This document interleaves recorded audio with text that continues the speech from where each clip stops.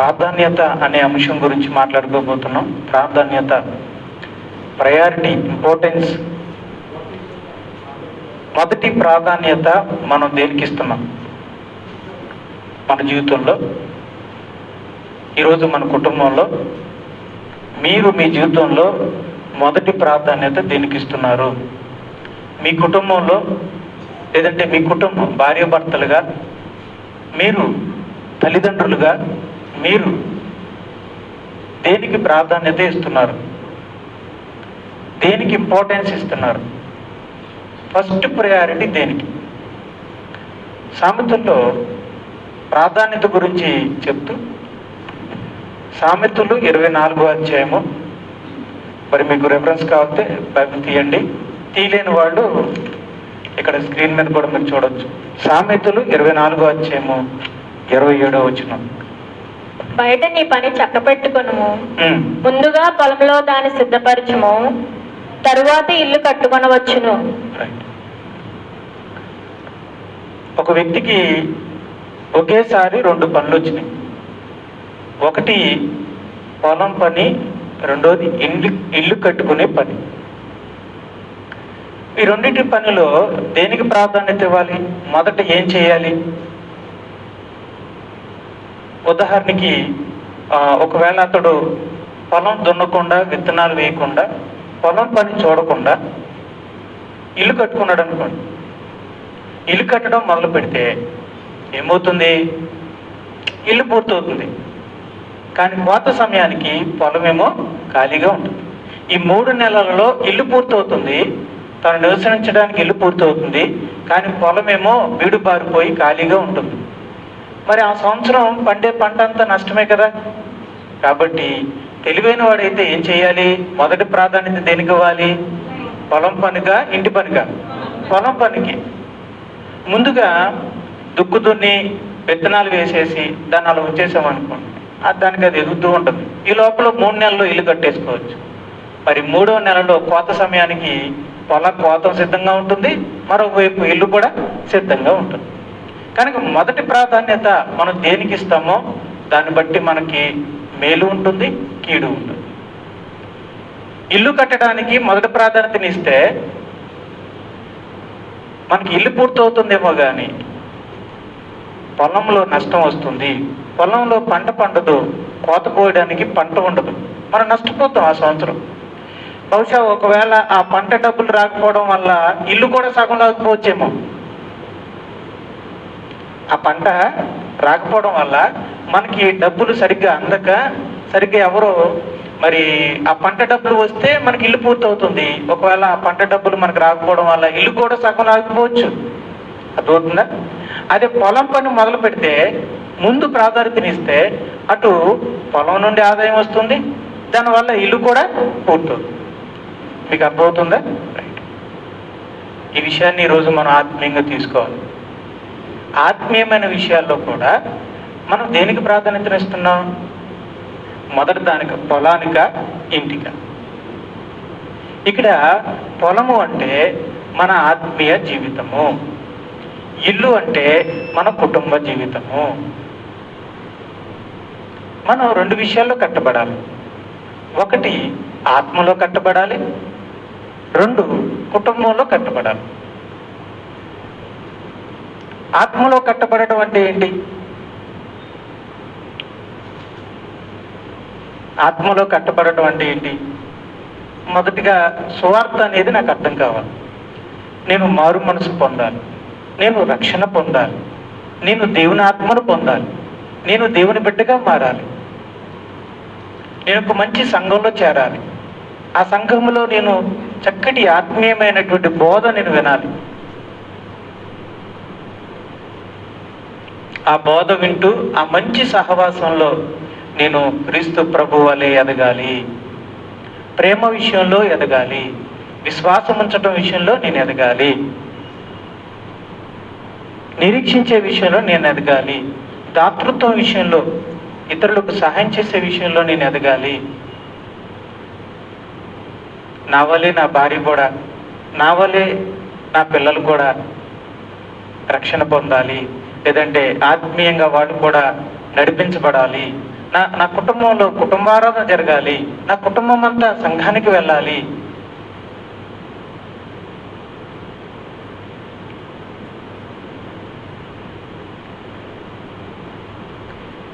ఆత్మీయమైన విషయాలన్నిటిలోనూ మనం కట్టుబడాలి. అది పొలం అంటే ఇక్కడ పొలము అనే దానిని మనం ఆత్మీయంగా తీసుకుంటే ఆత్మీయంగా మనం కట్టబడటం. నేను నా వ్యక్తిగతంగా కట్టబడాలి, అలాగే నా కుటుంబంలో నేను కట్టబడాలి, అలాగే నాకు ఇవ్వబడిన సంఘంలో నేను కట్టబడాలి. ఏ విషయంలో? ఆత్మీయమైన విషయంలో. నేను సువార్తను విన్నానా లేదా? రక్షించబడ్డానా? నేను ఆత్మను పొందానా? నేను దేవుని బిడ్డనయ్యానా? నేను వాక్యాన్ని వింటున్నానా? విన్న వాక్య ప్రకారంగా ప్రతిరోజు నేను మార్చబడుతున్నానా? నేను పశ్చాత్తాపడగలుగుతున్నానా? పాపములపై గెలవగలుగుతూ ఉన్నానా?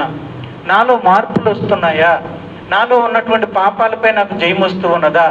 నాలోకి క్రీస్తు యొక్క మంచి లక్షణాలు ఒక్కొక్కటి వస్తున్నాయా? రైట్, ఇలా జరుగుతుంది అంటే దీన్ని ఆత్మీయంగా కట్టబడటం అంటారు. ఇదే విధానం నాలోనూ, నా భార్యలో రావాలి, నా పిల్లల్లో కూడా రావాలని నేను ప్రయత్నిస్తున్నానంటే, దాన్ని ఎంతో కొంత సాధించగలుగుతున్నాను అంటే అదే పొలం పని అన్నమాట.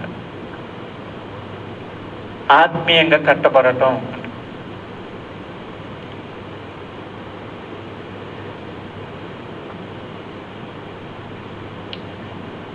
మరి ఇల్లు కట్టుకోవడం అంటే? ఇల్లు కట్టుకోవడం దేనికి సూచన అంటే, నేను మంచిగా చదువుకోవాలి, నా చదువుల్లో అభివృద్ధి, నేను మంచిగా చదువుకుని దానికి తగ్గట్టుగా మంచి ఉద్యోగాన్ని సంపాదించుకోవడం, లేదంటే ఒక మంచి పని నేర్చుకోవడం, లేదా ఒక మంచి వ్యాపారం మొదలుపెట్టడం, వ్యాపారాన్ని మొదలుపెట్టి అభివృద్ధి తెచ్చుకోవడం, లేదంటే వ్యవసాయం కావచ్చు, తోట కావచ్చు, చెరువు కావచ్చు, ఏదో ఒక పని, ఒక వాహనం కావచ్చు, నడుపుకోవడం కావచ్చు, ఒక జీవనోపాధి కావచ్చు, కూలి వృత్తి కావచ్చు, ఏదో ఒకటి మార్గాన్ని ఎంచుకుని అందులో అభివృద్ధి చెందటం.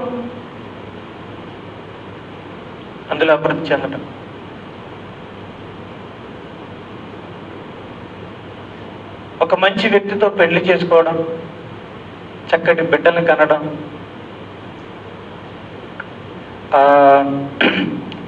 వ్యాపారంలో అభివృద్ధి, అలాగే ఉద్యోగంలో అభివృద్ధి, జీవనోపాధిలో అభివృద్ధి, ఆర్థిక పరిస్థితులు మెరుగుపరుచుకోవడం, చేసిన అప్పులన్నింటిలో నుంచి విడుదల పొందడం, ఆర్థిక పరిస్థితులు మెరుగుపరుచుకోవడం అంటే ఎంతో కొంత భవిష్యత్తులో పిల్లల కొరకు పొదుపు చేయడం,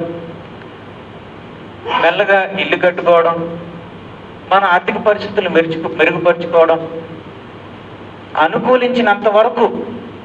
మనకు అనుకూలించినంత వరకు మన పరిస్థితులన్నింటినీ, కుటుంబ పరిస్థితులన్నింటినీ మెరుగుపరుచుకోవడం ఇల్లు కట్టుకోవడం. ఇది మీకు అర్థమవుతుందా? ఒకటి ఆత్మలో కట్టుకోవాలి, రెండోది లోకంలోనూ మనల్ని మనం కట్టుకోవాలి, మన కుటుంబాన్ని కట్టుకోవాలి. మనం ఆత్మలో కట్టబడాలి, లోకంలో కూడా కట్టబడాలి. లోకంలో కట్టబడద్దా? కట్టబడాలి కదా. దేవుడిచ్చినంత వరకు, దేవుడు ఇవ్వకపోతే మనం చేసేదేం లేదు. దేవుడిచ్చినంత వరకు మనం లోకంలో కూడా కట్టబడాలి కదా. ఉద్యోగం వద్దండి, జీవనోపాధి వద్దా, కావాలి, అప్పులు తీరొద్దా, ఆర్థిక పరిస్థితులు మెరుగవద్దా, మనకంటూ ఒక సొంత ఇల్లు కట్టుకోవాలా లేదా?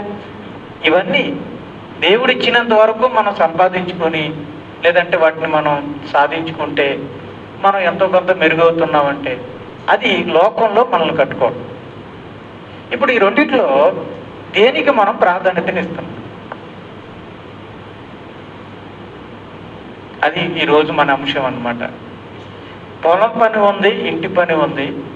దేనికి ప్రాధాన్యతనిస్తాడో ఆ వ్యక్తి, దాన్ని బట్టి అతనికి ఫలితం ఉంటుంది. పొలం పని మొదలు పెట్టుకొని తర్వాత ఇంటి పని తర్వాత పెట్టుకుంటే అతనికి మంచి లాభం కలుగుతుంది, రాబడి వస్తుంది, దానివల్ల ఇల్లు కూడా పూర్తి చేసుకుంటాడు. అలా కాకుండా మొదటే ఇంటి పని పెట్టుకుంటే అటు ఇల్లు పని కూడా పూర్తవు, అలాగే పొలం నుంచి కూడా ఎటువంటి ఆదాయము రాదు, దానివల్ల ఇంటి పని కూడా పూర్తవుతుంది. రెండు విధాలా చెడిపోతాడు. ఈరోజు మనం ఆత్మలో కట్టబడటము, అలాగే లోకంలోనూ కట్టబడటం, ఈ రెండు విషయాల్లో మొదటి ప్రాధాన్యత మనం దేనికి ఇస్తున్నాము? ఈ చిన్న ఉదాహరణ బట్టి దేనికి ఇవ్వాలి చెప్పండి అమ్మా? ఆత్మలో కట్టబడటానికి మొదటి ప్రాధాన్యత ఇవ్వాలి, లోకంలో కట్టబడటానికి రెండవ ప్రాధాన్యత ఇవ్వాలి, సెకండరీ తర్వాత ప్రాధాన్యత ఇవ్వాలి. ఒకవేళ మనం లోకంలో కట్టబడటానికి మొదటి ప్రాధాన్యతని ఇచ్చామనుకోండి, చదువుకే ఇచ్చామనుకోండి, ఉద్యోగానికే ఇచ్చామనుకోండి, జీవనోపాధికే ఇచ్చామనుకోండి, పెళ్లి చేసుకోవడం గురించే ఇచ్చామనుకోండి, పిల్లల కనడం గురించే మనం మొదటి ప్రాధాన్యతని ఇచ్చామనుకోండి, వ్యాపారానికే, చెరువులకే, తోటకే, వ్యవసాయానికే, అప్పులు తీర్చడానికే, ఆర్థిక పరిస్థితులను మెరుగుపరుచుకోవడానికే మొదటి ప్రాధాన్యత మనం ఇచ్చామనుకోండి, ఏం జరుగుతుందంటే ఈ ఉదాహరణ ప్రకారం ఇటు లోకంలోనూ మనల్ని కట్టుకోలేం, అలాగే ఆత్మలో కూడా మనల్ని కట్టుకోలేం. అదే ఆత్మలో మనల్ని కట్టుకోవడానికి మనం మొదటి ప్రాధాన్యతని ఇస్తే ఎంత మంచి మాట, ఆత్మలోనూ కట్టబడతాం, లోకంలో కూడా మనం కట్టబడతాం. ఈ మాట, ఈ ప్రసంగం నేను ఎవరినో కాపీ చేసి చెప్తున్న విషయం అయితే కాదు. నేను బైబిల్లో చూశాను, అది గమనించాను, అది దాన్ని బట్టి ఈరోజు నేను చెప్తాను. చాలా రోజుల నుంచి నేను చెప్దాం అనుకుంటున్నాను. ఈ సంగతి నాకు తెలిసినప్పుడు, ఈ విషయం నాకు గ్రహింపోయినప్పుడు, నేను ఎప్పుడు కూడానండి ఎవరో చెప్పారు కదా అని చెప్పి తీసుకొచ్చి మోసుకొచ్చి అప్పచెప్పడానికి నేను ప్రయత్నించను. కాపీ అండ్ పేస్ట్ కాదు. నేను అలానే వినడానికి కాదు, వింటాను. చాలామంది ప్రసంగాలు వింటాను, చదువుతాను. అయితే అవి నాకు దేవుడు గ్రహింపవాలి. నేను బైబిల్ చదువుతున్నప్పుడు అవును ఇది నిజమే, ఈ అంశం నాకు నిజమే అనే గ్రహింపు నాకు వ్యక్తిగతంగా నాకు దేవుడు అనుగ్రహిస్తేనే కానీ ఆ విషయాన్ని నేను మీ ముందుకు తీసుకురాను. ఈ విషయం కూడా దేవుడు నాకు అనుభవపూర్వకంగా, అలాగే బైబిల్ పూర్వకంగా కూడా గ్రహింపును కలిగించాడు. కనుకే ఈ విషయాన్ని మీతో పంచుకోవాలి, ఆ సమయాన్ని దేవుడు నాకు ఇవ్వాలని నేను ప్రార్థించాను. ఇదిగో ఈరోజు మీకు చెప్పడానికి దేవుడు అవకాశం ఇచ్చాడు. నోవాహుని కొన్ని సందర్భాలు మీకు చూపిస్తాను. దేవుడు నోవాహుని ఓడలో దాచాడు, అతన్ని అతని కుటుంబాన్ని దాచాడు. కొన్ని జంతువులను కూడా, పక్షులను కూడా అందులో దాచాడు. సంవత్సరం వరకు ఉన్నారు. సంవత్సరం తర్వాత నోవాహు, అతని భార్య, అతని ముగ్గురు కుమారులు, ముగ్గురు కుమార్తెలు బయటికి రావడం, ఓడలో నుంచి బయటికి వచ్చారు. ఇటు చూడండి, ఓడలో నుంచి బయటికి రావడం జరిగింది. బయటికి రాగానే ఆలోచించండి ఒకసారి. నేను ఒకసారి కొట్టాళ్ళలో చెప్పానండి ఇది. మా నాన్నగారు కృతజ్ఞత కొడుకు పెట్టుకుంటే అప్పటికప్పుడు నేనేం సిద్ధపడలేదు, అప్పటికప్పుడు ఆలోచించుకుంటే అప్పుడు కొన్ని విషయాలు దేవుడు అర్థమయ్యేలా చేశాడు. యాక్చువల్గా నోవాహు, తన భార్య, ముగ్గురు కుమారులు, ముగ్గురు కోళ్ళు, అంటే ఎన్ని కుటుంబాలు? 4 కుటుంబాలు. అప్పుడే నోవాహు ఓడ నుంచి బయటకు వచ్చాడు. సంవత్సరం నుంచి నీళ్ళన్నీ పారిపోయాయి, వరదలు వచ్చి కొట్టుకుని పోయాయి. అందువల్ల భూమి మీద ఏ ఇల్లు లేదు. అంతా కూడా ఎలా ఉందంటే ఒక మైదానం లాగా, ఒక ఎడారి లాగా ఉన్నది. ఇప్పుడు వాళ్ళు నివసించడానికి ఎటువంటి నివాసమో లేదు. మరి వాళ్ళు ఓడలో నుంచి బయట దిగగానే దేని గురించి ఆలోచించాలి చెప్పండి అమ్మా? ఇంటి గురించి ఆలోచించాలి, ఇల్లు కట్టుకోవాలి. ఇప్పుడు నోవాహు గారు ఏమనుకోవాలి? నాకు ఒక ఇల్లు, మా పెద్దోడికి ఒక ఇల్లు, మా రెండోడికి ఒక ఇల్లు, మూడోవాడికి ఒక ఇల్లు కట్టాలి. మొత్తం 4 ఇల్లులు కట్టాలి. ఎలాగో ఈ ఓడ చెక్క ఉంది కాబట్టి దాన్ని బదలగొట్టి ఆ చెక్కలతో అర్జెంటుగా మనం ఇల్లు కట్టేసుకోవాలి అని అనుకోవాలి. కానీ వాళ్ళు ఏం చేశారు చూద్దాం. నోవాహు ఏం చేశాడట? ఓడలో నుంచి నోవాహు బయటికి రాగానే, కూర్చోండి పిల్లలు, చూడండి 8వ అధ్యాయము 20వ వచనం. అప్పుడు నోవాహు యెహోవాకు బలిపీఠము కట్టి పవిత్ర పశువులన్నిటిలో అప్పుడు అంటే ఎప్పుడు? బయటికి రాగానే. అప్పటికి వాళ్ళు ఇల్లు కట్టుకోలేదు. ఇప్పుడు మా జీవనోపాధి ఏంటి, మాకు వంటలు చేసుకోవాలి, ఇప్పుడు మేము ఎలా బ్రతకాలి, వీటి గురించి ఏం ఆలోచించలేదు. ఇల్లు గురించి ఆలోచించలేదు, నివాసం గురించి ఆలోచించలేదు, తిండి గురించి ఆలోచించలేదు, జీవనోపాధి గురించి ఆలోచించలేదు. నోవాహు ఓడలోంచి బయటికి రాగానే మొదటగా ఆలోచించింది దేవునికి బలిపీఠం కట్టాలి. అంటే ఎవరి గురించి ఆలోచించాడు? దేవుని గురించి, తన ఆత్మ గురించి ఆలోచించాడు. ఆయన మొదట ఏం కట్టాడు? బలిపీఠం. బలిపీఠము ఆత్మ విషయంలోనిదా లేకపోతే లోక విషయమా? ఆత్మ సంబంధమైన విషయమా లోక సంబంధమైన విషయమా? ఆత్మ సంబంధమైన విషయం. బలిపీఠమును కట్టి పవిత్ర పశువులన్నిటిలోను పవిత్ర పక్షులన్నిటిలోను కొన్ని తీసుకొని ఆ పీఠము మీద దహన బలి అర్పించాడు. బలి అర్పించాడు, బలిపీఠం కట్టాడు, బలి అర్పించాడు. ఆ బలి వల్ల కలిగే సువాసన ఆకాశంలోనికి వెళితే దేవుడు ఆ సువాసనను ఆగ్రహించి సంతోషించాడట. ఒక వరాన్ని ఇచ్చాడట దేవుడు. ఏమనంటే, నోవాహు, ఇక మీదట నేను మిమ్మల్ని చంపను, జలప్రలయాన్ని వచ్చి మీ మీద ముంచేను అని దేవుడు ఒక వరాన్ని, ఒక నిబంధన ఇచ్చాడు.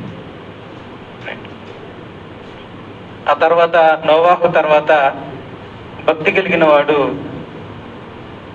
అబ్రహాము. అబ్రహాము తర్వాత భక్తి కలిగిన వాడు ఇస్సాకు. అబ్రహాము కుమారుడైన ఇస్సాకు గురించి మనం చూద్దాం. అబ్రహాం గారి కాలంలో కరువు వచ్చింది కదా. అప్పుడు అబ్రహాం గారు ఎక్కడికి వెళ్ళారు చెప్పండి అమ్మా? మనం విన్నాం కదా అప్పుడులో.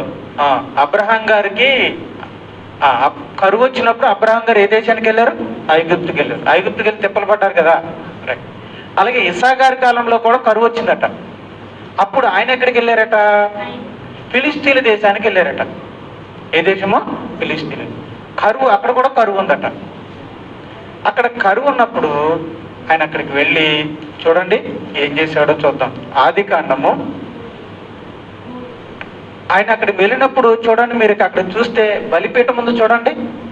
బలిపీఠం ఉన్నది, దాని ఎదురుగా గుడారం ఉన్నది. తర్వాత ఏదో దగ్గరుండి కట్టిస్తున్నాడు ఆయన. ఇస్సాకు గారు దగ్గరుండి ఏదో కట్టిస్తున్నాడు. ఏంటవి? బావిలు. ఏంటవి? బావిలు. అంటే బావి కంటే ముందు ఏం కట్టాడు? గుడారాన్ని కట్టాడు. గుడారం కంటే ముందు ఏం కట్టాడు? బలిపీఠాన్ని కట్టాడు. నివాసం ఉండడానికి ఇల్లు కట్టుకున్నాడు. తనకి, తన కుటుంబానికి, తన దాసులకి, తన మందకి వ్యవసాయం చేసుకోవడానికి బావులు తవ్వుకున్నాడు. కానీ వీటన్నిటికంటే ముందు దేవునికి బలిపీఠాన్ని కట్టాడు. చూడండి ఆదికాండము 26వ అధ్యాయము 25వ వచనం. అక్కడ అతడు ఒక బలిపీఠము కట్టించి యెహోవా నామమున ప్రార్థన చేసి అక్కడ తన గుడారము వేసెను.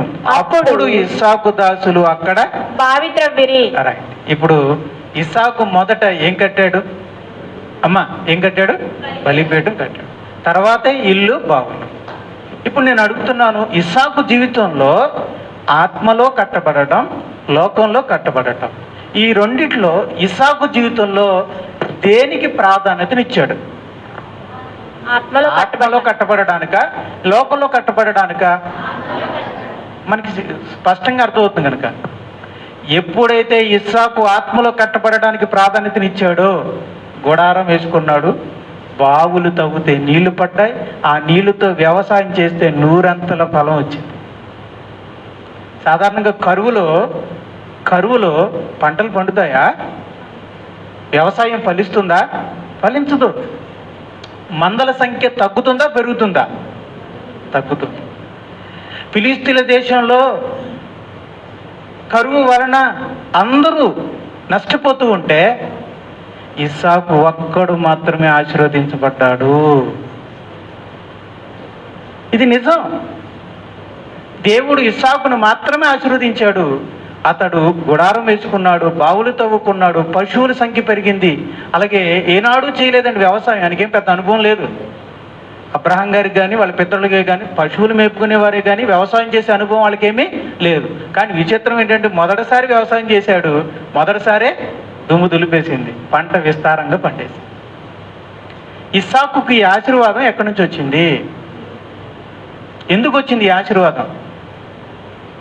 మొదట ఏం కట్టాడు? మొదట ఆత్మీయంగా కట్టబడ్డాడు. మొదట ప్రాధాన్యత దేనికి ఇచ్చాడు? ఆత్మీయంగా కట్టబడడానికి మొదట ప్రాధాన్యత ఇచ్చాడు.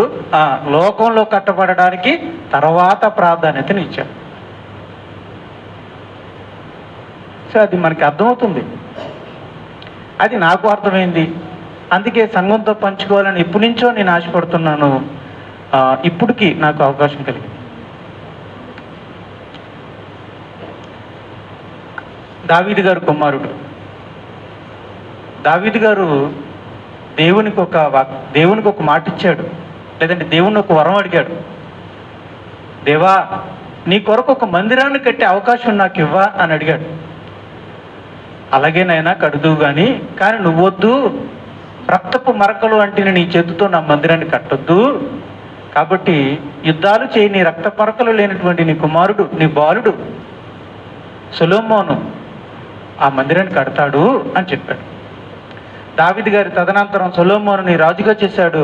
సొలొమోను రాజరికంలోకి వచ్చిన తర్వాత వెంటనే ఆయన ఏం చేశాడో తెలుసా? 2 కట్టాడు.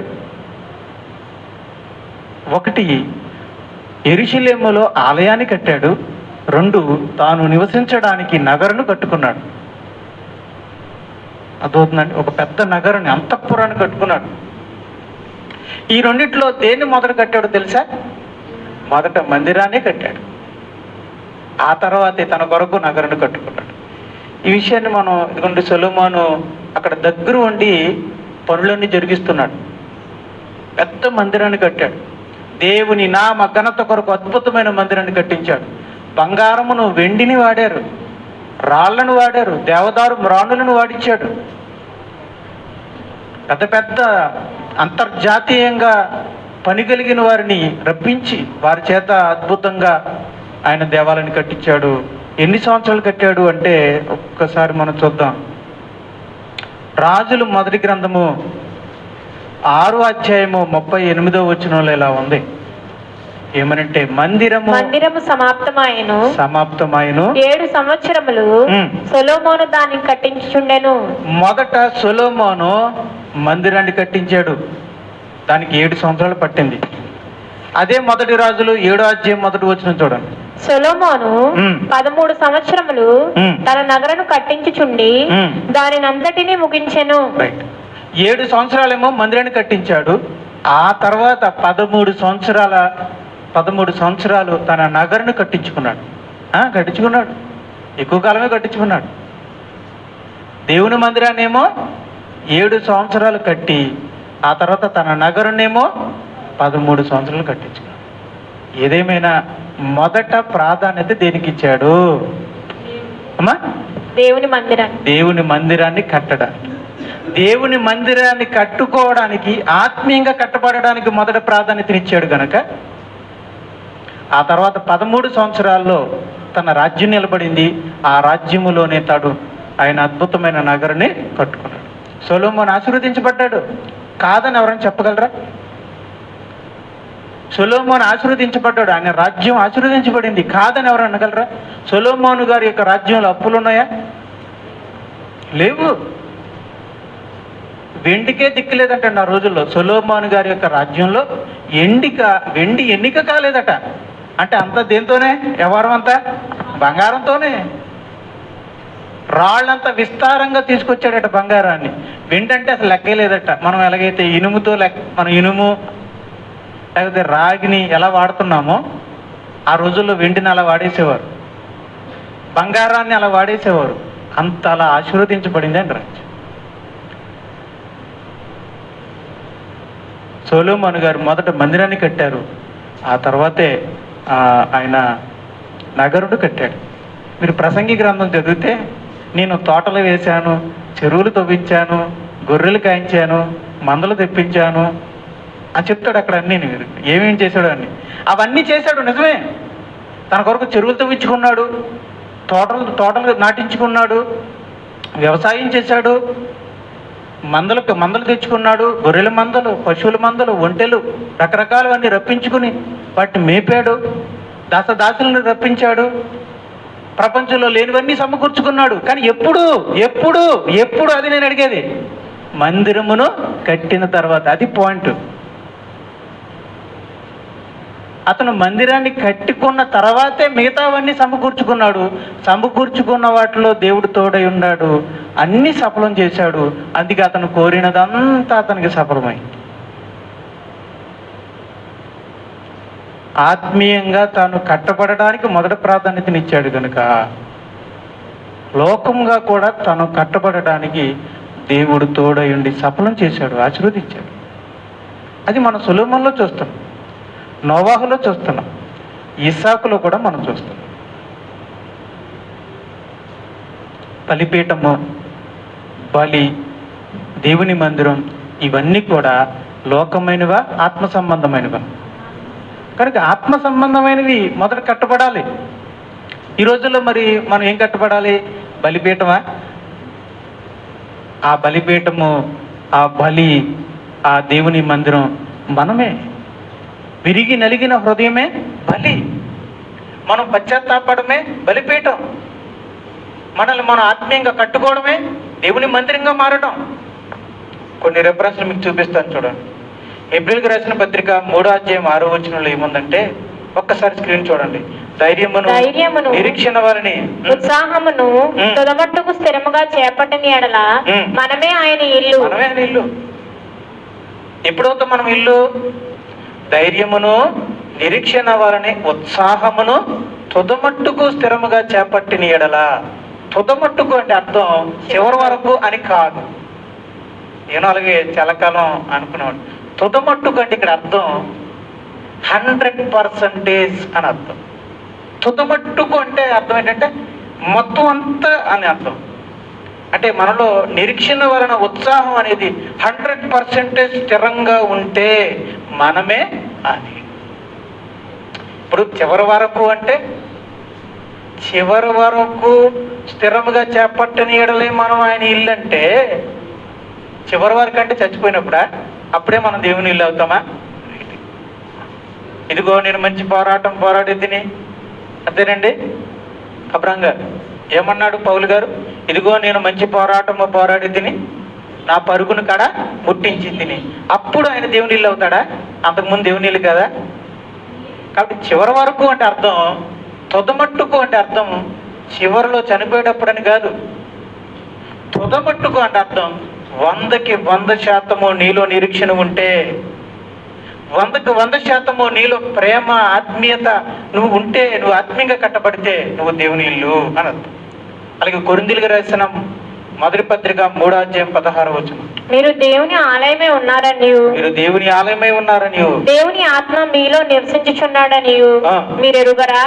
మనమే దేవుని ఇల్లుగా కట్టబడాలి, మనమే దేవుని ఆలయంగా కట్టబడాలి. సొలొమోను దేవాలయాన్ని కట్టాడు, ఇస్సాకు బలిపీఠాన్ని కట్టాడు, నోవాహు బలిపీఠం కట్టాడు. కానీ ఈరోజు మనం కట్టాల్సింది రాళ్లతోనో వస్తువులతోనో కాదు. మనం కట్టాల్సింది మనల్ని. విరిగి నలిగిన హృదయం కావాలి, దీన మనసు కావాలి, తగ్గింపు కావాలి, పాపాల విషయమే పశ్చాత్తాపం కావాలి, మారు మనసు పొంది 100కి 100% దేవుని వైపు తిరగాలి. లోకం నుంచి, పాప జీవితం నుంచి విడిపించబడి క్రీస్తు వారి యొక్క మార్గంలోనికి 100కి 100% రాగలగాలి. నేను మొదటిగా చెప్పినట్టు రక్షణ పొందాలి, ఆత్మను పొందాలి, దేవుని బిడ్డగా మారాలి, క్రీస్తు వాక్యాన్ని వినాలి, ఆత్మీయంగా బలపడాలి,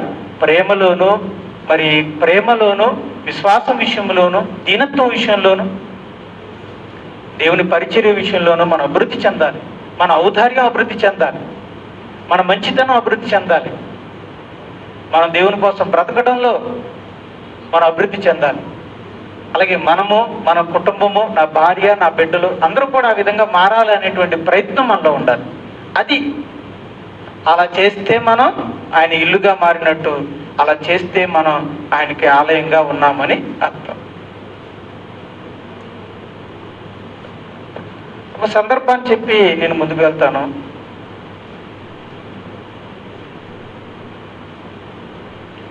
హగ్గయి, ఒకసారి మనం చూద్దాం. హగ్గయి 1వ అధ్యాయము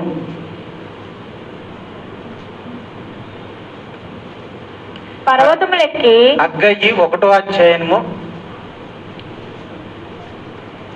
8వ వచనము అలాగే 9వ వచనంలో ఒక మాట చదువుకుంది. పర్వతములెక్కి మ్రాను తీసుకుని వచ్చి మీరు ఈ మందిరమును కట్టించిన ఎడల దాని యందు నేను సంతోషించి నన్ను గణపరుచుకొందునని యెహోవా సెలవిచ్చుచున్నాడు. నా మందిరము పాడై ఉండగా మీరందరూ మీ మీ ఇండ్లు కట్టుకొనుటకు త్వరపడి చేతనే కదా, త్వరపడుట చేతనే కదా. హగ్గయి అనే ప్రవక్త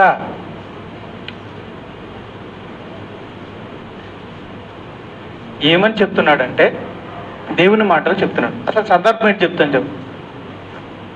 క్రీస్తు శకము 586లో క్రీస్తు శకము 586లో యెరూషలేమును అందులో ఉన్నటువంటి దేవాలయము కూల్చబడింది, కాల్చివేయబడింది, ధ్వంసం చేయబడింది.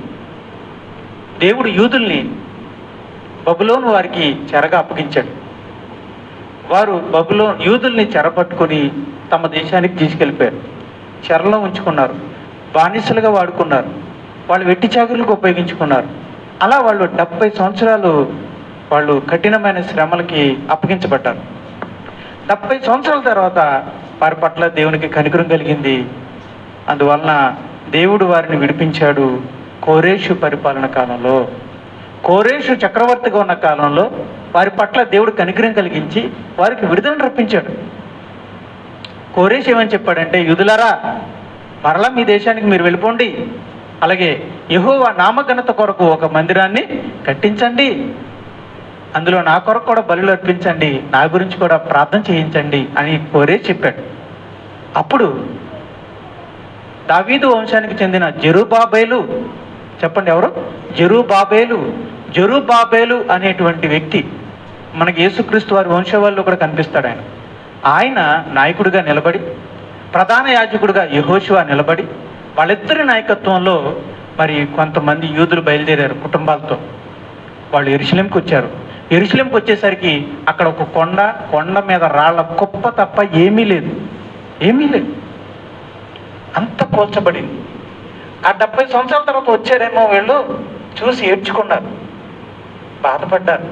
అయ్యో, యెరూషలేం అంటే ఎంత గొప్పది, మా దావీదు గారి కాలంలో, సొలొమోను గారి కాలంలో ఎంత గొప్పగా వెరిసిల్లింది, ఇలా రాళ్ళ కుప్పగా, పెంట కుప్పగా మారిపోయింది అని చూసి బాధపడ్డారు. దేవుడు అన్నాడు, ఏం బాధపడకండి, నేను మిమ్మల్ని లేపుతాను, మిమ్మల్ని నేను అభివృద్ధి పరుస్తాను, మీరేం కృంగిపోవద్దు, నా నామ ఘనత కొరకు మందిరాన్ని మొదట కట్టండి అన్నాడు. అక్కడ ఏముంది? యెరూషలేంకి వచ్చేసరికి యెరూషలేంలో ఏమీ లేవు, ప్రాకారం లేదు, ఇల్లులు లేవు, మందిరము లేదు. దేవుడు వాడిని తీసుకొచ్చిన తర్వాత దేవుడు ఏమన్నాడంటే, మొదట నాకు మందిరాన్ని కట్టండి, కట్టి అప్పుడు నగరాన్ని కట్టండి అన్నాడు. అదవుతుందండి. మొదట ఏం కట్టమన్నాడు? మందిరాన్ని కట్టమన్నాడు. కట్టాక అప్పుడు నగరాన్ని కట్టండి, ఆ తర్వాత ప్రాకారాలు కట్టండి అన్నాడు దేవుడు. సరే, ఆ ఉద్దేశంతో వచ్చారు. జెరుబ్బాబెలు, యెహోషువ జనాలందరినీ సమకూర్చి రాజుగారు ఇచ్చిన సహకారంతో, రాజుగారు సహకారం ఇచ్చారండి. అమ్రాణులు ఇచ్చాడు, రాళ్ళను ఇచ్చాడు, తర్వాత కొంచెం బంగారం ఇచ్చాడు. ఎత్తుకెళ్ళిపోయారు కదండి ఉపకరణాలన్నీ. ఆ ఉపకరణాలన్నిటినీ ఆ బబులోను బొక్కసులో దాచి ఉంచిన ధనాకారంలో దాచి ఉంచారటన్ని. వాటన్నిటినీ రప్పించి ఏది మిగల్చొద్దు, గరిటితో సహా అన్ని పంపించండి అని చెప్పాడట రాజుగారు. దేవుడు కనికరిస్తే, కృప చూపితే అన్ని అనుకూలంగా సమకూడి జరుగుతాయి. కింద వారం మనం చదువుకున్నాం కదా, దేవుడు ప్రేమించే వారికి అనగా ఆయన సంకల్పము చొప్పున పిలువబడిన వారికి సమస్తము సమకూడి జరుగుచున్నవి. దేవుడు మనకి అనుకూలంగా ఉంటే అన్ని సమస్తం సమకూడి జరుగుతాయి. చూడండి, రాజు అంటున్నాడు, మీరు వెళ్ళండి, మీకు సాయం చేస్తాను, ఆ ఉపకరణాలన్నీ తీసుకువెళ్ళండి, మందిరాన్ని కట్టండి అని చెప్తే వీళ్ళు వెళ్ళి అక్కడ మందిరానికి పునాది వేశారు. కొంతకాలం కట్టారు. కొత్త రాజు వచ్చాడు, కొన్ని ఆటంకాలు వచ్చినాయి, కొంతమంది వ్యతిరేకులు వచ్చారు. దీంతో పని ఆగిపోయింది, పని ముందుకు సాగలేదు. ఎందువల్ల? కొన్ని కారణాల వల్ల పని ఆగిపోయింది అర్ధాంతరంలో. ఆ పని అలా ఆపేశారు. పని ఆపేసి దాన్ని మధ్యలోనే వదిలేసి ఆ విరామంలో వాళ్ళు ఏం చేశారంటే ఇల్లులు కట్టుకోవడం మొదలెట్టారు. వాళ్ళకి ఇల్లులు కట్టుకోవడం మొదలు పెట్టేశారు. ఎలాగో గ్యాప్ వచ్చింది కదా, ఇది ఇంకా పూర్తయ్యేలాగా లేదులే, ఈ లోపల మనం ఇల్లు కట్టేసుకుందాం అని చెప్పి ఇల్లు మొదలెట్టేశారు. అలాగ 2 సంవత్సరాలు దేవుని మందిరాన్ని అలా వదిలేశారు మధ్యలోనే. దేవుడు అంటున్నాడు, అందుకే చూడండి, పర్వతములెక్కి మ్రాను తీసుకుని వచ్చి మీరు ఈ మందిరమును కట్టించిన ఎడల దాని యందు నేను సంతోషించి నన్ను గణపరచుకుందునని యెహోవా సెలవిచ్చుచున్నాడు. మీరు కానీ ఆ మ్రాణుల్ని రాళ్ళని తీసుకొచ్చి మందిరాన్ని కడితే, బలిపీఠాన్ని కట్టి బలులు అర్పిస్తే అది నాకు సంతోషం. అలాగే నా నామాన్ని నేను గణపరుచుకుంటాను. మీరు మొదటగా మందిరాన్ని కడితే నేను సంతోషిస్తానయ్యా, నా నామాన్ని గణపరుచుకుంటానయ్యా, కొంచెం మందిరాన్ని కట్టండి, మొదట మందిరాన్ని కట్టండి అని దేవుడు అన్నాడు. కానీ వీళ్ళు ఏం చేశారు? మధ్యలో ఆపేసి కట్టారు, మొదలు పెట్టారు, కానీ మధ్యలో ఆపేసి ఏం కట్టుకోవడం మొదలు పెట్టారు? నా మందిరము పాడై ఉండగా మీరందరూ మేము ఇండ్లు కట్టుకుని, నా మందిరం మధ్యలో ఆగిపోయి ఉండగా మీరందరూ మీ ఇండ్లు కట్టుకునుటకు త్వరపడు చేతనే కదా, త్వరపడిపోయారట. అలా ఆత్మ సంబంధంగా మందిరాన్ని కట్టడం ఆపేసి లోక సంబంధంగా వాళ్ళు గృహాల్ని, జీవనోపాధుల్ని అవన్నీ కట్టుకోవడానికి వాళ్ళు త్వరపడ్డారట. అప్పుడు దేవుడు అడుగుతున్నాడు, ఏమని? ఇదిగోండి కడుతున్నారు, వీళ్ళ మధ్యలో ఆగిపోయింది. సరే, ఇక్కడ బబులోను నుంచి, చెరలో నుంచి విడిపించబడి వెళ్ళిన వారు ఏం చేస్తున్నారు చెప్పండి? దేవుని మందిరాన్ని కట్టకుండా ఏం కట్టుకుంటున్నారు? గృహములను, అలాగే వాళ్ళ జీవనోపాధిని, వాళ్ళ యొక్క నివాసాలని లోకపరంగా కట్టుకుంటున్నారు. అప్పుడు దేవుడు ఏమంటున్నాడు చూడండి, వాళ్ళ జీవితంలో ఏం జరిగిందట అలా చేయడం వలన? మీరు విస్తారముగా విత్తినను. ఇది చూడండి, హగ్గయిలో 1:6 చూడండి. ఇప్పుడు నేను మాట్లాడుతున్నాను, చెప్పండి. ఆత్మలో కట్టబడటము, లోకములో కట్టబడటం. ఇప్పుడు ఆ యెరూషలేముకు వెళ్ళిన వారు ఏం కట్టుకుంటున్నారు? ఆత్మలో కట్టబడడాన్ని మధ్యలో ఆపేసి, అంటే మొదలు పెట్టారు, మధ్యకు వచ్చారు, కానీ మధ్యలో దాన్ని ఏం చేశారు? ఆపేసి మొదట ఏం కట్టుకోవాలనుకుంటున్నారు? మరలా దేనికి ప్రాధాన్యతనిచ్చారు? లోకంలో కట్టుకోవడానికి ప్రాధాన్యతనిచ్చి ఇల్లు కట్టుకోవడము, వసతులను ఏర్పరచుకోవడం మీద వాళ్ళు దృష్టి పెట్టారు. ఎప్పుడైతే అలా చేశారో చూడండి, అది ఇక్కడ మన పాయింట్. మీరు విస్తారంగా ఎప్పుడైతే ఆత్మీయంగా కట్టబడడం మీద నుంచి వాళ్ళ దృష్టి ఎప్పుడైతే లోకంలో కట్టుకోవాలని ఎప్పుడైతే వెళ్ళిందో పరిస్థితులన్నీ మారిపోయాయి. చూడండి ఏం జరిగిందట? మీరు విస్తారంగా విత్తినను మీకు కొంచెమే పండెను. మీరు అంటే మందిరాన్ని కట్టడం ఆపేసి ఏం కూడా వేసేస్తున్నారు వీళ్ళు? అంటే వ్యవసాయం కూడా చేసేస్తున్నారు. కానీ ఎంత వ్యవసాయం చేసినా, ఎంత విత్తినా సరే వచ్చే పంట ఎప్పుడు కొద్దిగాను. మీరు భోజనం చేయుచున్నాను, ఎంత తిన్నా ఆకలి తీరక ఉన్నది, ఆకలి తీరట్లేదు.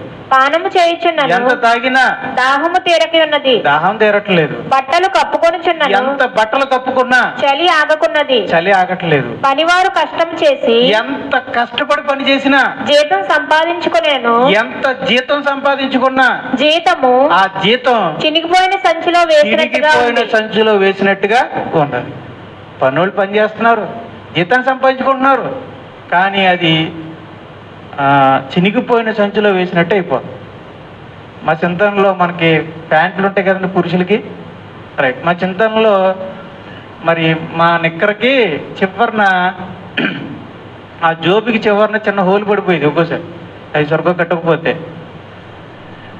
అప్పుడు మేము అందులో ₹2 ₹3 అలా వేసుకునేవాళ్ళు లోపల. తీరా కొట్టుగడికి వెళ్ళేసరికి కనపడేది గడ్డప్పుడు. ఏమైపోయి ఆ చిల్లులోని జారిపోయి ఆ తీరా అక్కడికి వెళ్ళాక ఏం కావాలంటే ఏం లేదండి వెనకొచ్చేసిన సందర్భాలు కూడా చాలాసార్లు ఉన్నాయన్నమాట. కనుక ఆ నిక్కరికి కానీ ప్యాంటుకి కానీ జిల్లు ఉన్నా అనుకోండి, వేసిన రూపాయలన్నీ ఏమైపోతాయి, కిందకి జారిపోతా ఉంటాయి. అలాగే సంపాదిస్తున్నారా, పని చేస్తున్నారా, చేస్తున్నారు. సంపాదిస్తున్నారు, జీతాలు వస్తున్నాయి. కానీ చినిగిపోయిన సంచిలో వేసినట్టు వాళ్ళ జీవితం. ఇప్పుడు చినిగిపోయిన సంచిలో జీతాన్ని వేస్తే ఏమవుతాయి, డబ్బులు వేస్తే కిందకి జారిపోతూ ఉంటాయి, మిగలట్లేదు. అదే దాని అర్థం. చినిగిపోయిన సంచిలో వేసినట్టుగా ఉన్నది అంటే ఎంత సంపాదించినా ఆ సంపాదన మిగలట్లేదు, అప్పులు తీరట్లేదు. అలానే ఏదైనా పిల్లలకు పొదుపు చేద్దామంటే ఆ పొదుపు అవట్లేదు. ఏదైనా సమకూర్చుకుందాం, ఆర్థికంగా బలపరుచుకుందాం అంటే ఏమీ బలపరచుకోలేకపోతున్నారు. 9వ వచనం, విస్తారముగా కావాలని మీరు ఎదురు చూచితురు గాని కొంచెముగా పండెను. కొంచెమే పండెను. మీరు దానిని ఇంటికి తేగా నేను దానిని చెదరగొట్టి తిని. ఆ కొంచెం ఏదో ఇంటికి తెచ్చుకుంటే దాన్ని కూడా దేవుడు చెదరగొట్టేస్తున్నాడట. ఎందుచేతనని యెహోవా అడుగుచున్నాడు. ఎందుకని, నేను ఎందుకు ఇలా చేస్తున్నాను? నా మందిరము పాడై ఉండగా, ఆ మందిరాన్ని పాడై ఉండగా మీరందరూ మీ ఇండ్లు కట్టుకున్నట్టుకు త్వరపడుట చేతనే కదా. అదండి దేవుడు బయట పెట్టేసుకున్నాడు ఆయన మనసుని. అప్పుడప్పుడు మనసు బయట పెట్టేస్తాం కదా, అలాగే దేవుడు కూడా మనసును బయట పెట్టేసుకున్నాడు. మీరు విత్తుతున్నారు కానీ పండటం లేదు, తింటున్నారు ఆకలి తీరటం లేదు, త్రాగుతున్నారు దాహం తీరట్లేదు, బట్టలు కప్పుకుంటున్నారు చలాకట్లేదు. ఎంత సంపాదించినా ఆ సంపాదన ఒక్కరోజు కూడా నిలబడటం లేదు. ఎంత విస్తారంగా విత్తినా కొంచెమే పండుతుంది, ఆ కొంచెం కూడా ఇంటికి తెచ్చుకునేసరికి చల్లాచెదరైపోతుంది. ఇలా ఎవరు చేస్తున్నారు తెలుసా? నేనే. మీరు అక్కడ చూడండి, మీరు దానిని ఇంటికి తేగా ఒకసారి మీరు నేను దానిని చెదరగొట్టి తిని. ఇంతకీ ఇదంతా ఎవరు చేస్తున్నారు? నేను అంటున్నాడు. ఎవరు? దేవుడు. చిరిగిపోయిన సంచిలో వేసినట్టుగా ఆ జీతాన్ని చేస్తున్నది ఎవరో? దేవుడే. ఎంత విస్తారంగా విత్తినా కొంచెమే పండుతుందంటే కారణం దేవుడే. అంటే నేను అడుగుతున్నాను, వాళ్ళు విత్తనాలు వేస్తున్నారు, వ్యవసాయం చేస్తున్నారు, పంటలు పండిస్తున్నారు, వ్యాపారాలు చేస్తున్నారు, ఇల్లు కట్టుకుంటున్నారు, అవేమీ సఫలం కావట్లేదు. వాళ్ళ ప్రయత్నాలన్నీ గడిచికొట్టేస్తున్నాయి, అన్నీ విఫలమైపోతున్నాయి. ఏం చేసినా ఓడిపోతున్నారు, నష్టపోతున్నారు. ఎందుకు ఇలా జరిగింది? ఏమయ్యింది? ఎందుకు పండట్లేదు? ఎందుకు వ్యాపారం ఫలించట్లేదు? ఎందుకు ఇల్లు కట్టుకోలేకపోతున్నాము? ఎందుకు ఆర్థిక పరిస్థితులు మెరుగుపరుచుకోలేకపోతున్నారు? ఎందుకు జీతం నిలబడట్లేదు? ఎందుకు అంతా కొంచెమైపోతుంది? చేసిన ప్రయత్నాలన్నీ ఎందుకు విఫలమైపోతున్నాయి? కారణం ఏంటంటే వాళ్ళు మందిరాన్ని కట్టడం మానేసి లోక విషయంలో కట్టుకోవాలి అనుకున్నారు. దేవుడు అదే చెప్పాడు, నా మందిరము పాడై ఉండగా మీరందరూ మీ ఇండ్లు కట్టుకొనుటకు త్వరపడుచుని చెప్పాడు. సో నా ఇల్లుని కట్టడం మానేసి మీకు ఇల్లు కట్టుకోవాలని అనుకున్నారు కనుక, మీ ప్రాధాన్యత మీ ఇల్లు కట్టుకోవాలని దాని మీద ఉంది కనుక నేను మీకు విరోధిగా మారాను, నేను వ్యతిరేకిగా మారాను. కనుక మీరు చేసే ప్రయత్నాలన్నిటినీ నేనే విఫలం చేస్తున్నాను. మీరు చేసే ప్రయత్నాలన్నిటినీ నేనే నష్టపరుస్తున్నాను, నేనే అడ్డుకుంటున్నాను. అవన్నీ ఓడిపోయేలాగా నేనే చేస్తున్నాను. ప్రేమను దేవుని వారలారా, నేను ఇక్కడ ఏం చెప్తుందేం లేదు. ఇవన్నీ దేవుని మాటలన్నీ మీకు తెలుసు. ఇవన్నీ చదువుతున్నప్పుడు ఓహో ఇదా స్టోరీ అనుకున్నాను. ఇది నాకు అర్థమైన విషయం అనమాట. హగ్గయి గ్రంథాన్ని చదివినప్పుడు నాకు అర్థమైన విషయం ఏంటంటే, ఈ విషయం నాకు ఎప్పుడు అర్థమైందంటే హగ్గయి గ్రంథం చదివినప్పుడే. అది కూడా చారిత్రాత్మకంగా చరిత్రను తెలుసుకుని చదివినప్పుడు అప్పుడు అర్థమైన విషయం ఏంటంటే, వాళ్ళు యెరూషలేముకి తిరిగి వచ్చినప్పుడు యెరూషలేముని కట్టాలనుకున్నారు కానీ కట్టలేకపోయారు. లోకరీత్యా వాళ్ళ జీవితాలు కట్టబడాలని ఎంతగా ప్రయత్నం చేశారు కానీ వాళ్ళు విఫలమైపోయారు. కారణం ఏంటి అని అడిగితే దేవుడు చెప్తున్నాడు, నా మందిరాన్ని కట్టడం మానేశారు. మొదట నా మందిరాన్ని కట్టి చూడండి, అప్పుడు ఏం జరుగుతుందో చూడండి అన్నాడు దేవుడు. అది కూడా ఉంది, చూడండి ఒకసారి. 10వ వచనం, ఇది 2వ అధ్యాయము 10వ వచనం చూడండి. మరియు దర్యావేషు ఏలుబడి యందు 10 అనుకుంటున్నాడు. కాబట్టి మిమ్మల్ని బట్టి 1వ అధ్యాయంలోనా? కాబట్టి 1వ అధ్యాయం 10 ఇది కూడా ఉంది చూడండి, క్షమించండి, ఇంకా ఉంది. కాబట్టి మిమ్మల్ని బట్టి ఆకాశపు మంచు కురవకి ఉన్నది, ఆకాశపు మంచు కొరవకి ఉన్నది, భూమి పండకి ఉన్నది. భూమి పండక ఉన్నది. నేను భూమికిని పర్వతములకును నేను భూమికిని పర్వతములకును అనావృష్టి కలుగజేసి ఉమ్, ధాన్యం విషయంలోను, ద్రాక్షారసం విషయంలోను, తైలము విషయంలోను, ఉమ్. భూమి ఫలించు సమస్త విషయంలోను, ఉమ్. మనుష్యుల విషయంలోను, ఉమ్. పశువుల విషయంలోను, ఉమ్. చేతి పనులన్నిటి విషయంలోను ఉమ్. క్షామము పుట్టించి ఉన్నాను. క్షామము పుట్టించి ఉన్నాను. భూమి పండట్లేదంటే, ఆకాశం మంచు కురిపించట్లేదంటే, వర్షాలు కురవట్లేదు అంటే, అనావృష్టి వచ్చింది అంటే, ధాన్యం విషయంలోను, ద్రాక్షరస విషయంలోను, తైలం విషయంలోను, భూమి ఫలించే విషయంలోను, మనుషుల విషయాల్లోనూ, మీ వివాహాల విషయంలో కానీ, పిల్లలు పుట్టడం విషయంలో కానీ, పశువుల విషయంలో కానీ, చేతి పనులన్నిటి విషయంలో కానీ, మీ సమస్తమైన విషయాలన్నిటిలోనూ కరువు, నష్టం, విఫలం, మీరు ఎంత ప్రయత్నించినా విజయం లేదు. కారణం నేనే అంటున్నాడు. నేనే క్షేమాన్ని పుట్టించాను. ఎందుకు దేవా, పరలోకపు తండ్రి, ఎందుకయ్యా మీరు అలా చేశారు అంటే, నాయనా, వాళ్ళు మొదటగా నా మందిరాన్ని కట్టడం మానేసి వాళ్ళ ఇల్లును కట్టుకోవాలని వాళ్ళు ప్రాధాన్యత ఇచ్చారు. అందుకే నేను అలా చేశాను. మొదటి ప్రాధాన్యత వారు నాకు ఇవ్వలేదు. మొదటి ప్రాధాన్యత వారికి, లోకానికి ఇచ్చారు. అందుకే నేను ఈ కరువుని, ఈ క్షామాన్ని, ఈ వ్యతిరేకతని, ఈ నష్టాన్ని, ఈ ఓటమిని నేను వారికి పంపిస్తున్నాను. నేను వారికి విరోధనై ఉన్నాను. వారు చెయ్యు ప్రయత్నాలన్నిటినీ విఫలం చేస్తున్నాను, నష్టపరుస్తున్నాను చెప్పేశాడు ఆయన దేవుడు. చెప్తూ ఇది జరిగేది కదా. ఇప్పుడు వాళ్ళందరూ బాధలో ఉంటారు, సంతోషంలో ఉంటారు? బాధలో. ఇప్పుడు అగ్గయ్య ప్రవృత్తికి చెప్తున్నాడు అనమాట, నాయన అసలు కారణం ఇది. వాళ్ళేమనుకుంటున్నారు, ఏంటి వర్షాలు పడట్లేదు, ఏం చేసినా ప్రయత్నం సఫలం కావట్లేదు, ఏం మొదలుపెట్టినా అది విఫలం అవుతుంది, నష్టపోతున్నాం, ఎంత ప్రయత్నించినా మనల్ని మనం కట్టుకోలేకపోతున్నాం ఏంటి అని అలా బాధపడుతుంటే, అప్పుడు అగ్గయ్య గారితో వర్తమానం పంపించి, అసలు సంగతి ఇదయ్యా, మీరు నా మందిరాన్ని సగంలో ఆపేసి మీరు మిమ్మల్ని కట్టుకోవాలని మీరు అనుకున్నారు కనుక మీరు చేయ ప్రయత్నాలన్నీ విఫలమైపోతున్నాయి. మీరు కానీ ఇప్పుడు మారు మనసు పొంది ఇదా సంగతి అని మీరు గ్రహించుకుని పశ్చాత్తాపడి నా దగ్గరకు వచ్చి, ఇదిగో మీ పనిని ఆపేసి మొదట నా మందిరాన్ని కట్టడం మొదలు పెడితే మరలా మీరు మంచి రోజులు చూస్తారు అని దేవుడు ప్రామిస్ కూడా చేశాడు, వాగ్దానం చేశాడు. చూడండి, ఆ వాగ్దానం చూడండి. ఇదండి మందిరం కట్టేశారండి. ఇది అది ఇంతకుముందు చెప్పిన సొలొమోను గారి మందిరం. ఇది జెరుబ్బాబెలు గారు కట్టిన మందిరం. హగ్గయి 2:19. కొట్లలో ధాన్యం ఉన్నదా రాన్నాడు దేవుడు, మీకున్న ధాన్యాగారంలో ధాన్యం ఉన్నదా? లేదు. ద్రాక్ష చెట్లైనను, ఆ. అంజూరపు చెట్లైనను, ఆ. దానిమ్మ చెట్లైనను, ఉమ్. ఒలివ చెట్లైనను ఉమ్. ఫలింపకపోయాను కదా. ఏమి ఫలించలేదు కదా ఇప్పటిదాకా. అయితే ఇది మొదలుకొని నేను మిమ్మల్ని ఆశీర్వదించేదను అంటున్నాడు. అయితే ఇది మొదలుకొని అంటే ఇప్పటి నుంచి మిమ్మల్ని నేను ఆశీర్వదిస్తాను. ఇప్పుడు దాకా ఇవన్నీ ఫలించలేదు కదా, మీరు చేసిన పని అంతా వ్యర్థమైపోయింది కదా, నష్టపోయారు కదా, మీరు ఎంతగా ప్రయత్నించినా మిమ్మల్ని మీరు కట్టుకోలేకపోయారు కదా, కానీ ఇది మొదలుకొని నేను మిమ్మల్ని ఆశీర్వదిస్తాను అంటున్నాడు. అంటే ఇది మొదలుకొని అంటే ఎప్పటి నుంచి? మరలా మందిరాన్ని కట్టడం మొదలుపెట్టిన కాడి నుంచి. ప్రజలు పశ్చాత్తాపడ్డారు. ఓరోరోరు ఇద్దరు మనం చేసిన తప్పు వాళ్ళు గ్రహించేసుకున్నారు.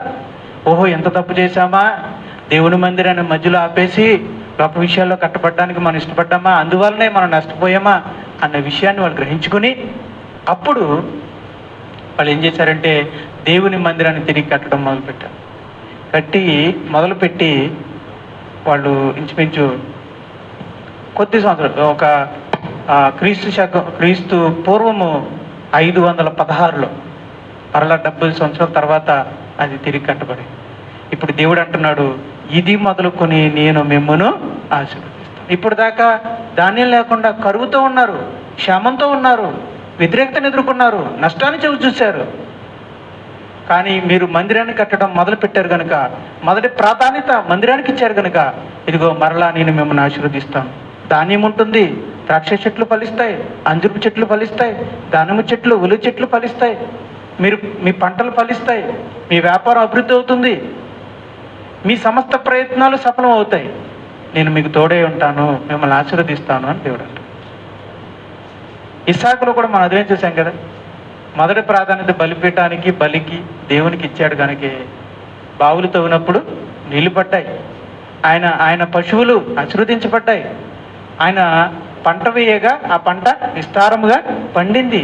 ఆయన నూరంతల ఆశీర్వాదాన్ని ఆయన దేశంలో ఆయన చూశాడు. మొదటి ప్రాధాన్యతనిచ్చిన వారందరూ కూడా వాళ్ళ వ్యక్తిగత జీవితం విషయంలో కూడా ఆశీర్వదించబడ్డారా లేదా, దీన్ని బట్టి చూస్తుంటే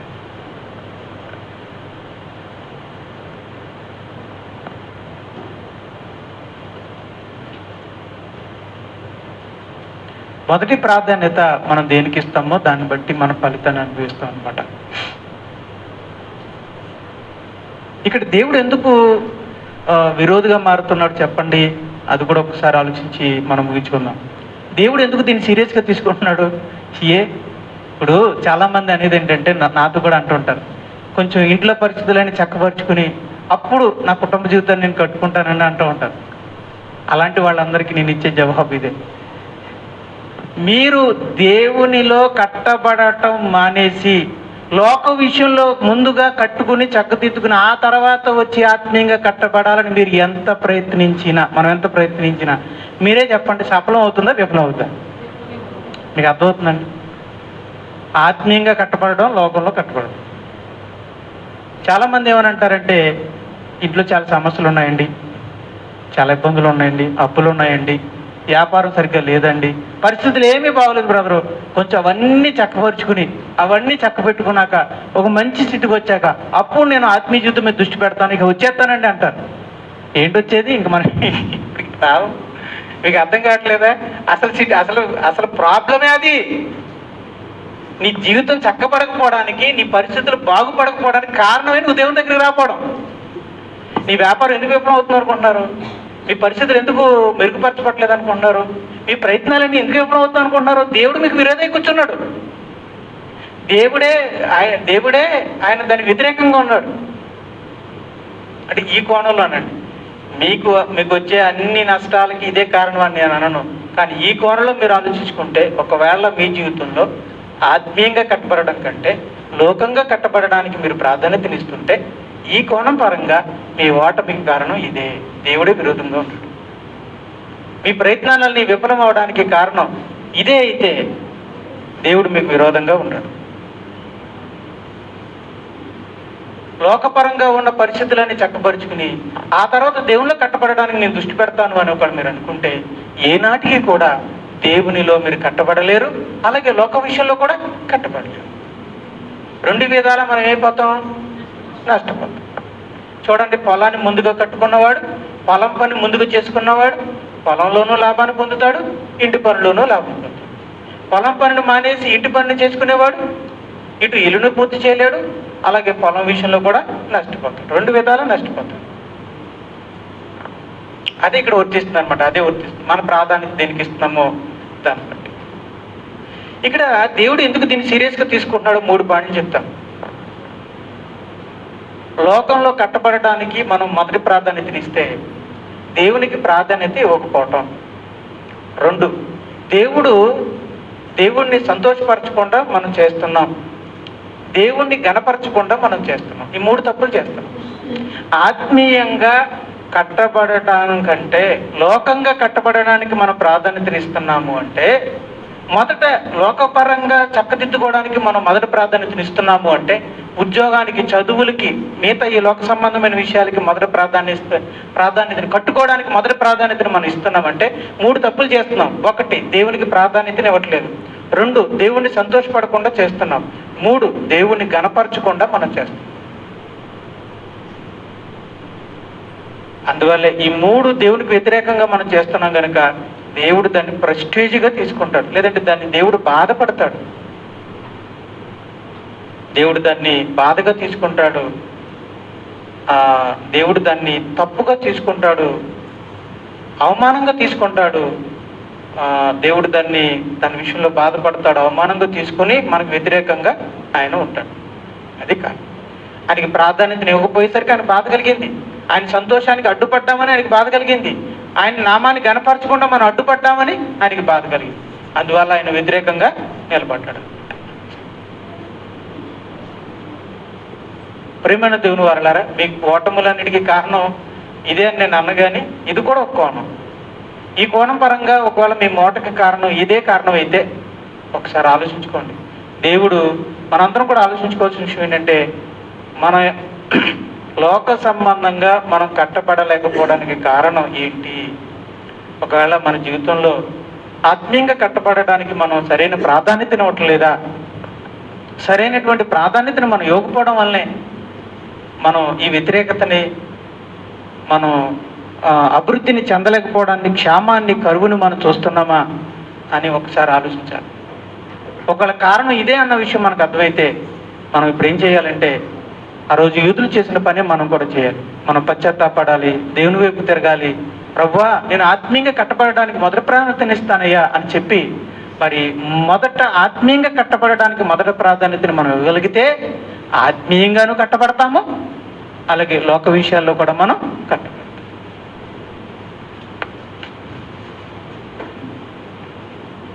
చాలా మంది, ఉదాహరణకి కొన్ని ఉదాహరణలు చెప్పి ముగిస్తాం. లోకపరంగా కట్టబడటం, చదువులో ఎంత బాగా చదివినా మంచి విజయానికి మనం వెళ్ళకపోతే, చాలా మంది మంచిగా చదువుకుంటారు కానీ మంచి అభివృద్ధిలోకి వెళ్ళలేరు. దేవుని పిల్లల గురించి చెప్తున్నానండి. దేవుని పిల్లలు మంచిగా చదువుకుంటారు కానీ అభివృద్ధిలోకి వెళ్ళరు. కానీ వీళ్ళు ఏం చేస్తారంటే, సంఘానికి కూడా మానేసి ముందు దాన్ని సాధించాలనుకుంటారు. ఆ చదువుల అభివృద్ధి కొరకు వాళ్ళు విశ్వ ప్రయత్నాలు చేస్తారు, కానీ దేవుడు అది విఫలం అవుతుంది. మంచిగా చదువుకుని మంచి ఉద్యోగం కోసం ప్రయత్నాలు చేస్తారు, కానీ అందరికీ, లోకస్తులందరికీ వచ్చేస్తుంది కదా, మనకు కూడా రాదు. లోకంలో ఉన్నటువంటి తిరిగి ఇష్టానుసారంగా తిరిగినోడు, తాగుపోతా అనుకున్నవాడు, తిరిగిపోతా అనుకున్నవాడు ఉద్యోగంలోకి వెళ్ళిపోతాడు, కానీ మనం మాత్రం వెనకాల ఉండిపోతాం. లోకంలో ఉన్న వాళ్ళందరికీ మంచి మంచి వివాహాలు జరుగుతాయి, మనకు మాత్రం సంబంధం రాదు.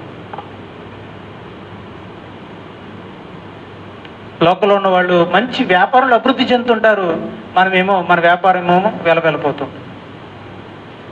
రొయ్యల చెరువులు అందరూ ఇరగకాసేస్తూ ఉంటే లోకానుసారంగా, మనకు మాత్రం ఏం కాయ, మనకు అభివృద్ధి రాదు, మనకు రాబడి రాదు.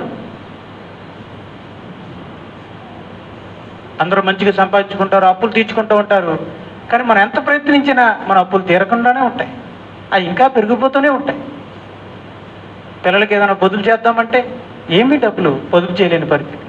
భవిష్యత్తు కొరకు మనం ఏదైనా కొంచెం ధనాన్ని దాచుకుందామంటే దాచుకోలేని పరిస్థితి. మన ఆర్థిక పరిస్థితులు మెరుగుతిద్దుకోలేని పరిస్థితి. ఒకవైపు అప్పులు పెరిగిపోతూ ఉంటాయి. అట్లా ఏమైనా తగ్గించుకుందామని ఎంత ప్రయత్నం చేసినా అది మన వల్ల అవుతుంది.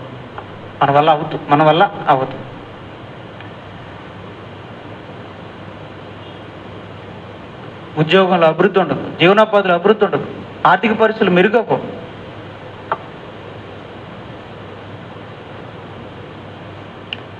వీటన్నిటికీ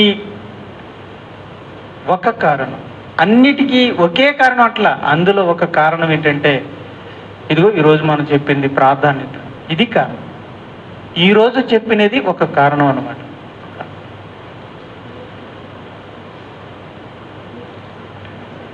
మరొక విషయాన్ని మీకు జాగ్రత్తగా చెప్పి ముగిస్తాను. అదేంటంటే, ఈ ఓటమి మీకే ఉంటుంది, లోకస్తులకు ఉండదు.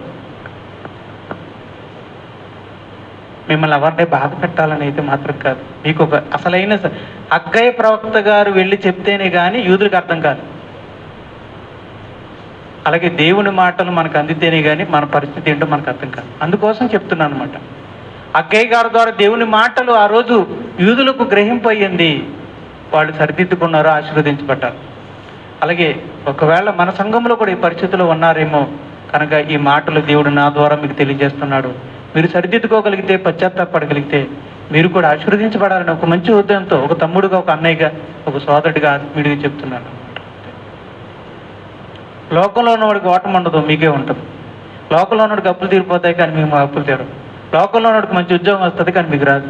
లోకంలో ఉన్నవాడికి మంచి సంబంధం వస్తుంది కానీ మీకు రాదు.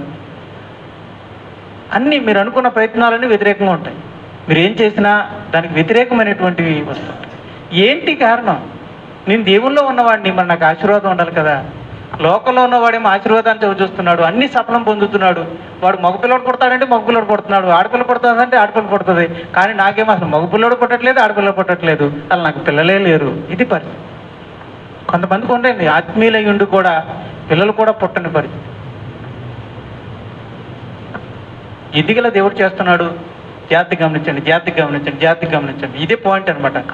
దేవుడు లోకంలో ఉన్నవారిని పట్టించుకోడు, వాళ్ళ పనులను వదిలేస్తాడు. మీరు బాధపడినట్టు మాట చెప్తున్నాను. మీరు తన పిల్లలు గనుకని దేవుడు ఇలా చేస్తున్నాడు. ఎందుకు దేవుడు నొక్కుతున్నాడు? ఎందుకు ఓటమినిస్తున్నాడు? ఎందుకు నష్టపోయేలా చేస్తున్నాడు?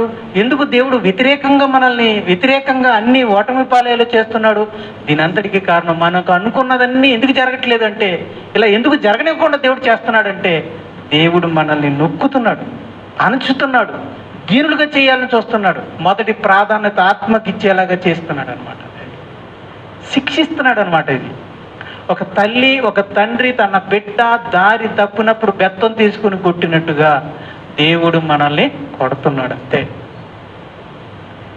మరి నేను అడుగుతున్నాను, మన బిడ్డను మనం బెత్తం ఇచ్చుకుని ఎవరు కొడతాం? మన ఇంట్లో పెట్టిన కొడతామా, పక్కింటోళ్ళు పెట్టిన కొడతామా? మన ఇంట్లో పెట్టిన కొట్టచ్చు. పక్కింటోడు బిడ్డ దగ్గరికి వెళ్ళి మనం కొట్టామనుకోండి, వాళ్ళు ఊరుకుంటారా? ఊరుకోరు కదా. అందుకే లోకంలో ఉన్న పిల్లల్ని దేవుడు ఏమీ చేయడు. మనం ఆయన ఇంట్లో ఉన్న పిల్లలం కనుకే మన మీద ఆయనకి శ్రద్ధ, మన మీద ఆయనకి ప్రేమ, మన మీద మనల్ని బాగు చేయాలి, సరిదిద్దాలి అనేటువంటి కృప. ఆ కృపతో, ఆ ప్రేమతో, ఆ శ్రద్ధతో దేవుడు మనల్ని ఈ విధంగా శిక్షిస్తాడు. సామెతల గ్రంథము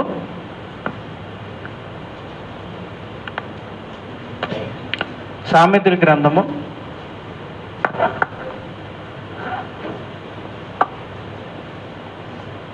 లేదంటే ఏప్రిల్కి రాసిన పత్రికలో కూడా ఉంటుంది. ఏప్రిల్కి రాసిన పత్రిక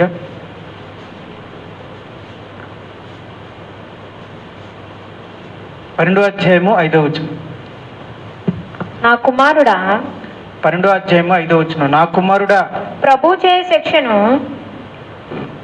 చేయు శిక్షను తృణీకరించకము. ఆయన నిన్ను గద్దించినప్పుడు విసుకకము. ప్రభువు తాను ప్రేమించు వానిని శిక్షించి తాను స్వీకరించు ప్రతి కుమారుణ్ణి దండించును. ప్రభు ఎవరిని శిక్షిస్తాడు? లోకంలో ఉన్నవారిని కాదు, తాను ప్రేమించే ఆయన పిల్లలు. ఆయన ఎవరిని దండిస్తాడు? తను స్వీకరించుకోవాలనే పిల్లల్నే తప్ప, స్వీకరించిన పిల్లల్నే తప్ప లోకంలో ఉన్న పిల్లల్ని కాదు. కనుక దేవుడు మనల్ని ఎందుకు శిక్షిస్తున్నాడు? మనల్ని ప్రేమించాడు కనుక. దేవుడు మనల్ని ఎందుకు దండిస్తున్నాడు? మనం ఆయన స్వీకరించిన బిడ్డలం కనుక, ఆయన సొంత బిడ్డలం కనుక, ఆయన ప్రేమించిన బిడ్డలం కనుక ఆయన మనల్ని శిక్షిస్తున్నాడు, దండిస్తున్నాడు. ఇదేమైనా ఈ శిక్షణ ద్వారా, ఈ దండన ద్వారా మనం క్రమశిక్షణలోకి వస్తామా లేదా అనేది కావాలి. ఇప్పుడు దేవుడు శిక్షిస్తున్నాడు ప్రేమతోనే, దేవుడు దండిస్తున్నాడు ప్రేమతోనే, మంచి ఉద్దేశంతోనే. కానీ నేను అడుగుతున్నాను, ఈ శిక్ష ద్వారా, ఈ దండన ద్వారా మనం క్రమశిక్షణలోకి వస్తున్నామా లేదా? అమ్మ బెత్తంతో చిత్త కొట్టేశాక ఇక ఎప్పుడైనా పక్కింటికి వెళ్ళి టీవీ చూడడానికి వెళ్తాడా? వెళ్తాం. వెళ్ళాడు అనుకోండి, ఈసారి అడుగు ఉంటుందా? మామూలుగా ఉంటుంది. ఇంకా అందుకనే అమ్మ బాబోయ్ మా అమ్మ ఇరుక్కొట్టేస్తుంది, ఇంకా నేను ఎప్పుడు పక్కింటికి టీవీ చూడడానికి వెళ్ళను అనుకుంటాడు. అది వాడి క్రమశిక్షణ. ఇక క్రమశిక్షణ వచ్చిందంటే అమ్మ మళ్ళీ కొడుతుందా? కొట్టదు. అలాగే మనం క్రమశిక్షణలోకి వస్తున్నామా లేదా? దేవునికి లోబడుతున్నామా లేదా? ఈ క్రమశిక్షణ ద్వారా, ఈ దండన ద్వారా మన తప్పును మనం తెలుసుకొని మొదటి ప్రాధాన్యత ఆత్మలో కట్టబడడానికి ఇవ్వాలి అనేది దేవుని ఉద్దేశం. ప్రియమైన దేవుని వారలారా, బైబిల్ని బట్టి నీకు చెప్తున్నాను అంటే, నాకు అర్థమైన దాన్ని బట్టి ఎవరైతే ఆత్మీయంగా కట్టబడడానికి మొదటి ప్రాధాన్యతనిచ్చి ఆత్మీయంగా కట్టడంలో బిజీగా ఉంటారో వాళ్ళు లోక విషయాల్లో కూడా కట్టబడతారు.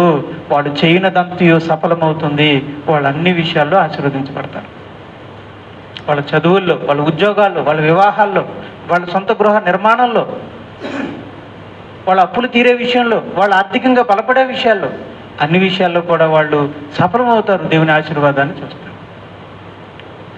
ఈ కోణాన్ని బట్టి నేను చెప్తున్నాను. మీకు అందరికీ అర్థమైందండి? మన ముందు మనం ఏం కట్టాలి?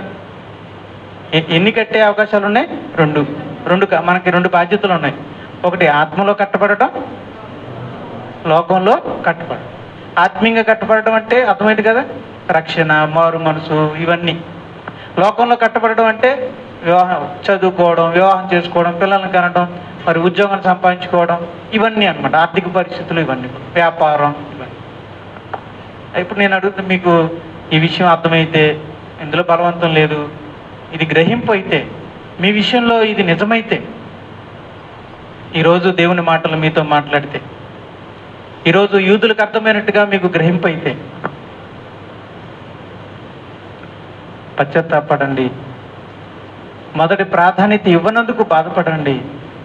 మొదటి ప్రాధాన్యతను ఇవ్వడానికి దేవునికి మనసారా ప్రార్థన చేయండి. దేవుణ్ణి వేడుకొనండి. ఒకవేళ దేవుడు మీ పశ్చాత్తాపాన్ని యథార్థముగా భావిస్తే, దేవుడు మీ మార్పును చూసి మీ వైపు మరలా ఆయన అనుకూలంగా